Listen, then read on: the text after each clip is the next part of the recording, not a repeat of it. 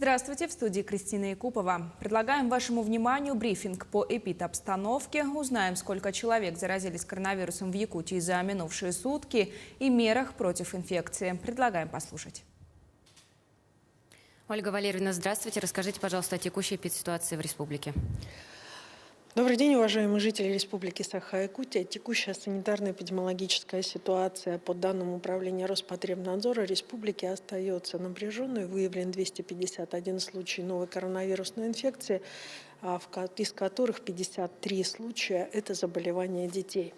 Несмотря на снижение количества случаев заболевшей новой коронавирусной инфекцией, необходимо обратить внимание на то, что 53 ребенка – это действительно достаточно такой высокий показатель относительно заболевших ребятишек в целом за весь период пандемии. Из 251 взрослого 247 – это непривитые граждане Республики Саха-Якутия.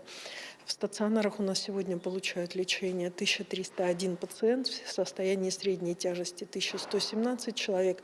В тяжелом состоянии находится 105 человек, из них непривитые 102 человека. В отделениях реанимации врачи борются за жизнь 17 крайне тяжелых больных. Необходимо обратить внимание, что небольшое снижение количества тяжелых случаев непосредственно на территории республики уменьшилось.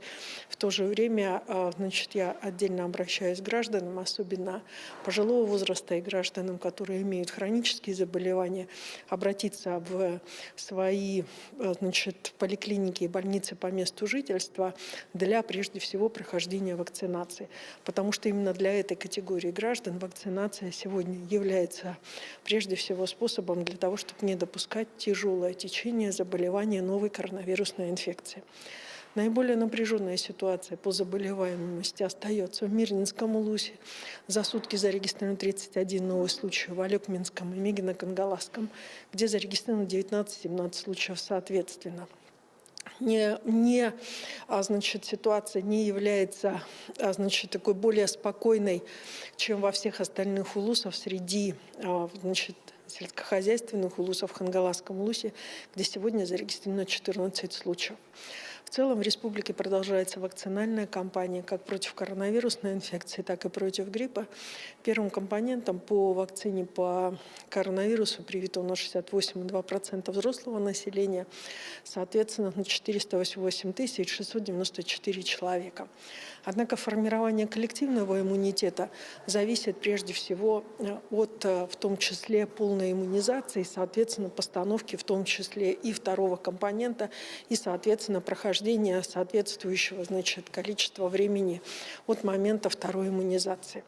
Свыше 80% республики у нас сегодня привито уже в 7 районах республики. И, как отмечает в том числе и Минздрав Российской Федерации, мы являемся тем субъектом России, в которых хороший уровень привития отмечается в районах северных: Абыйском, Алайховском, Верхнеколымском, Жиганском, Момском, Нижнеколымском и Среднеколымском. Меньше 60% взрослого населения провакцинировано в Амгинском, Горном, Мирнинском, Намском, Алекминском и в Чурапчинском районах. Вот непосредственно небольшое количество вакцинированных и меньше 60% вакцинированных в Амгинском улусе, их в Горном улусе, говорит и о том, что у них достаточно высокий уровень сегодня выявления заболевших и достаточно тяжелые случаи, те, которые у них сегодня появляются.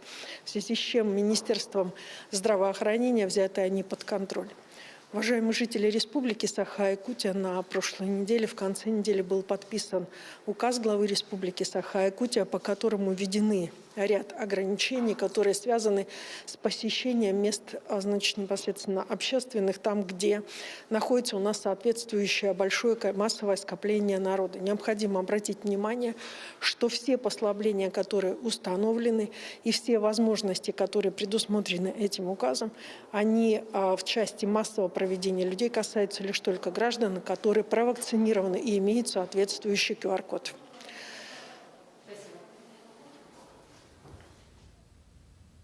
Это был брифинг оперативного штаба по эпидобстановке, а мы идем далее и переходим к выпуску новостей. И вот его главные темы. Ледовая переправа через реку Лену, Хатас и Павловск откроется сегодня. Пенсионный фонд России опроверг сообщение о переходе офисов на удаленную работу.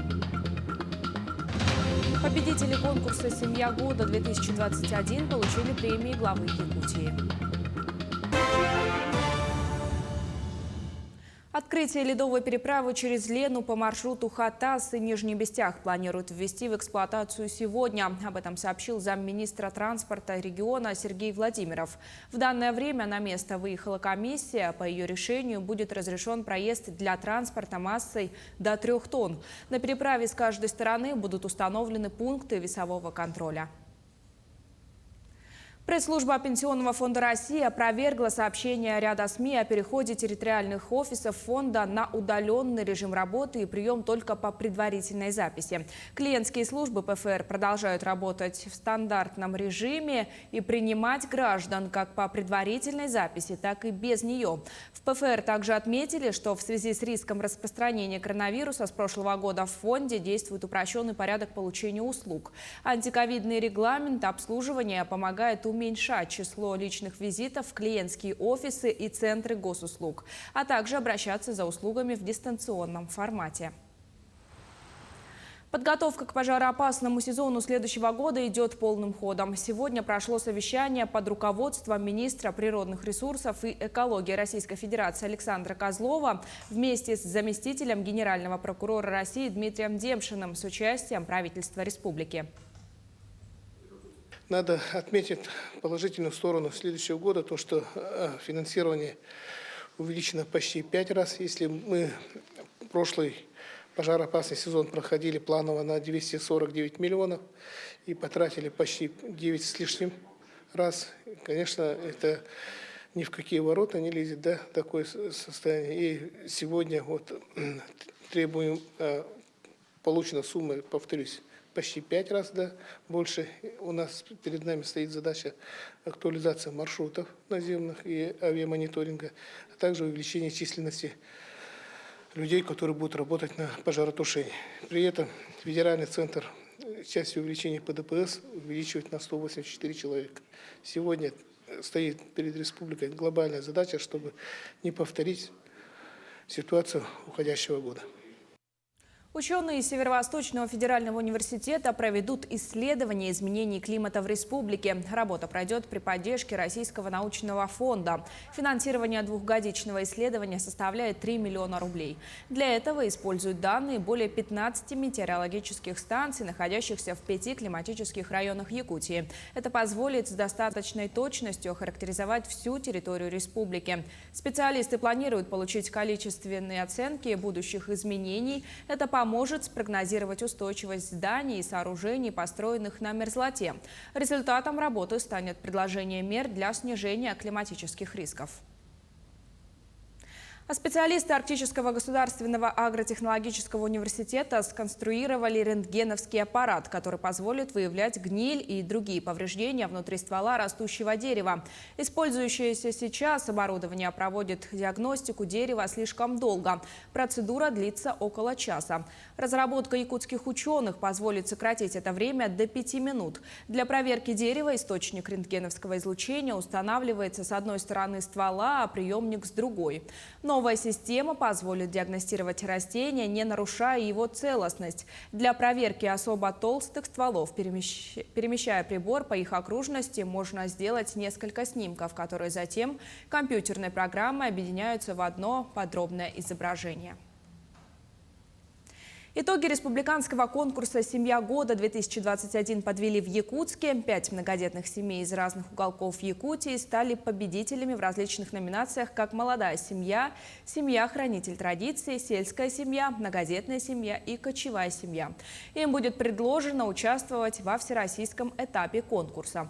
Традиционно победители фестиваля награждены премией главы республики. Напомним, что в этом году фестиваль «Семья года» отмечает 20-летний юбилей. Конкурс проводится с 2002 года в целях популяризации престижа семейного образа жизни, семейных ценностей, их ответственного родительства. Победители конкурса могут принять участие во всероссийском конкурсе «Семья года». Конкурсантам, занявшим первое место, была вручена премия главы Республики Саха-Якутия в размере 300 тысяч рублей.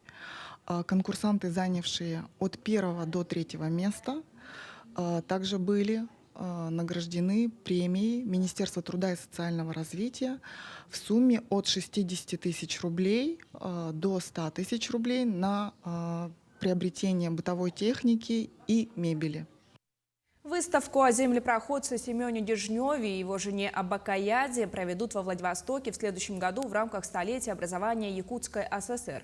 Об организации мероприятия на встрече договорились постпред Якутии по Дальневосточному федеральному округу Ким Борисов и директор Музея истории Дальнего Востока имени Арсеньева Виктор Шалай. Также стороны обсудили возможность проведения выездной выставки Музея истории Дальнего Востока на выставочных площадках Якутска.